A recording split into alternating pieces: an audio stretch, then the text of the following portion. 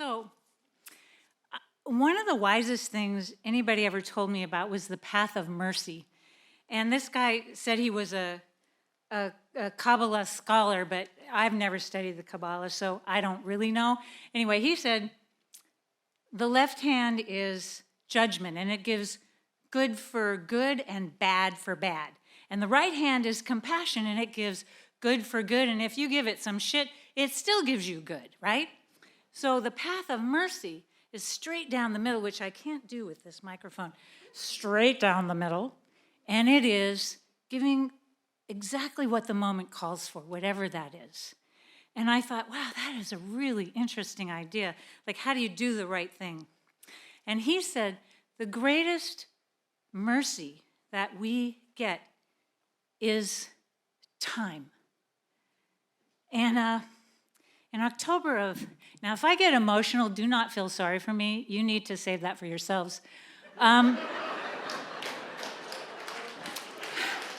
Okay, that just used up 20 seconds. I'm gonna have to shorten this thing. So I ran out of time in October of 2018, and that's not in, it's actually even including the 2 years that we all lost to an alien abduction that basically stole our lives, you know?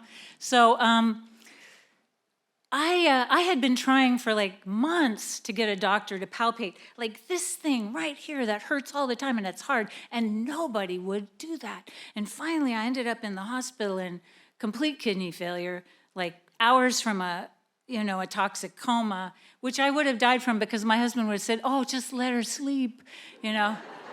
So anyway, thank goodness I got to the hospital. It was a real skin of your teeth thing, and they punched holes in my back and they drained all the piss out of my brain. And I was just, thank goodness these people, actually finally somebody knew what they were doing.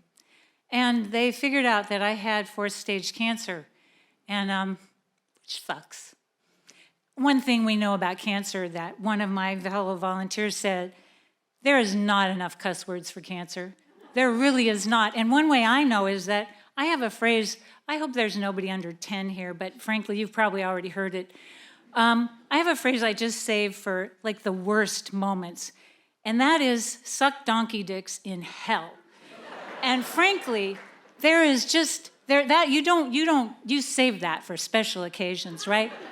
Well, the other day I used it for like intractable cancer pain, and it didn't work. And I went, oh, she's right. There is not enough cuss phrases for cancer.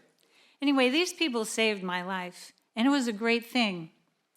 And what happened, though, was that 3 different doctors said I wasn't worth treating. One said, you're not worth treating. Another said, well, you know, it's a rare kind of cancer, and it's already gone to the bones, and na-na-na.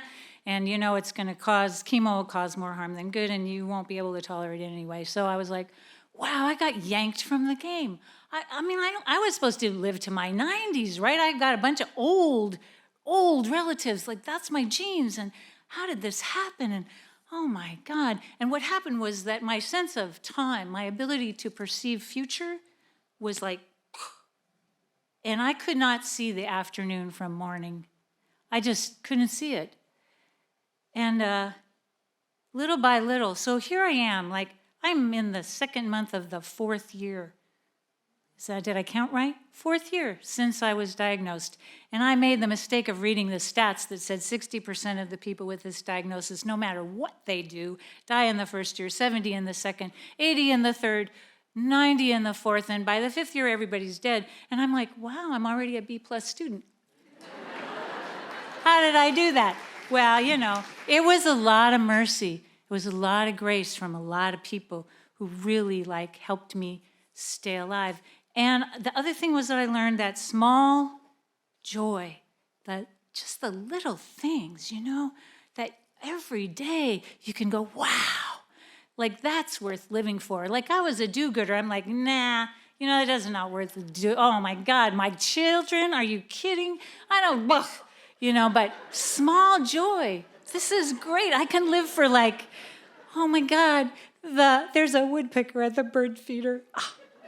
So it was like so great. So my friend Harmony Grissman, she said, what's going on with that? What do you know now about time? And I said, you know, actually, a couple months ago, I realized I could imagine being 70 years old when I couldn't see the afternoon from morning, and she's like, oh my God, that's a song. And Harmony Grisman, major songwriter, wonderful musician. She said, that's a medicine song, you gotta write it.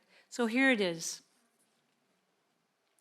Sometime in September, I imagine turning 70, when for so long I couldn't see the afternoon from morning. Now I see time.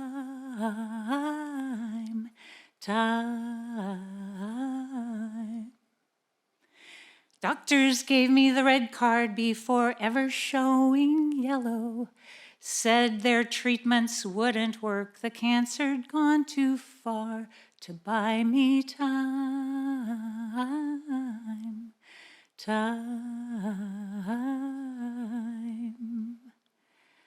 Then one day I said out loud, it's a good day to die.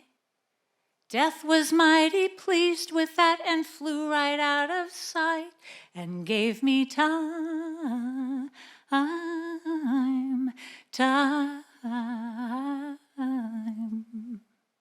I know they say to practice living in the here and now.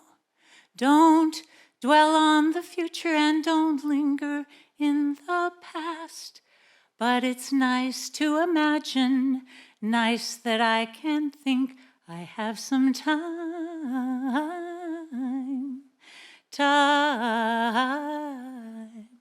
I might have time.